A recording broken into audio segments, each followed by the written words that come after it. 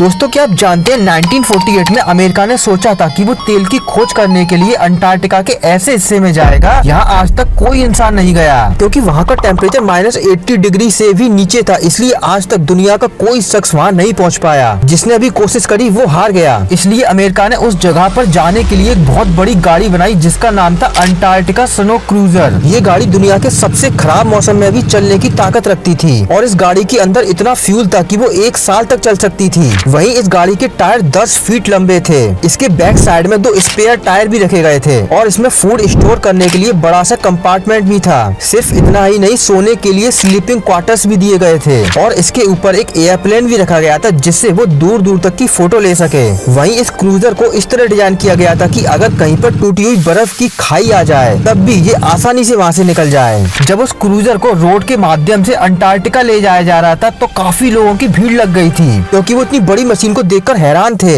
लेकिन अब इस क्रूजर के लिए मुश्किल बढ़ने वाली थी, जिस कारण आज ये सिर्फ हिस्ट्री बन चुका है। एक्चुअली क्रूजर को जब रोड से ले जाया जा रहा था तब बारिश हो गई, जिस कारण वहाँ के रोड चिकने हो गए। इसलिए क्रूजर फिसल कर एक गड्ढे में बुरी तरह फंस गया था। लेकिन बहुत कोशिशों के बाद फाइनली उसे बाहर निकाल लिया गया और कुछ टाइम बाद वो अंटार्कटिका तक पहुँच भी गया। लेकिन उस क्रूजर के लिए अब एक और प्रॉब्लम आ गई थी। बर्फ में आने के बाद क्रूजर के टायर एक ही जगह घूम रहे थे, जिससे क्रूजर आगे नहीं बढ़ पा रहा था और इसका रीजन था उसके चिकने टायर। इंजीनियर्स ने टायर चिकने इसलिए बनाए थे क्योंकि उन्हें लगा कि अगर टायर में कट भी लगा दिए जाएं फिर भी बर्फ में चलने के कारण वो वैसे ही भर जाएंगे, इसलिए टायर में कट देने का कोई फायदा नहीं है। लेकिन इस प्रॉब्लम का सॉल्यूशन निकाल लिया गया और टायर में जंजीर बांध दी गई जिससे क्रूजर बर्फ में आसानी से चल पाए और आगे की तरफ 2 एक्स्ट्रा टायर भी लगा दिए गए। लेकिन अब ड्राइवर क्रूजर को उल्टा चला रहे थे क्योंकि उससे क्रूजर ज्यादा पावर के साथ चल सकता था। लेकिन अब उल्टा चलने के कारण एक दिक्कत ये हो गई कि क्रूजर बहुत स्लो स्पीड में चल रहा था। इसलिए टीम को लगा कि अगर ये ऐसे ही स्लो चलता रहा तो हजारों किलोमीटर दूर का सफर कैसे तय करेगा। तो फिर उस टीम ने फैसला किया कि वो इस मिशन को यहीं पर ड्रॉप कर देंगे और उस क्रूजर को वहीं बर्फ में छोड़कर अपने घर चले गए। 1958 में इस क्रूजर को लास्ट बार देखा गया था। रिसर्च टीम कहती है कि आज के टाइम ये क्रूजर कहीं बर्फ में दबा हुआ होगा या फिर समुद्र की गहराई में समा गया होगा। तो ये थी अंटार्कटिका स्नो क्रूजर की कहानी। कुछ नया जानने को मिला हो तो अपने फ्रेंड्स के साथ इस वीडियो को जरूर शेयर करना।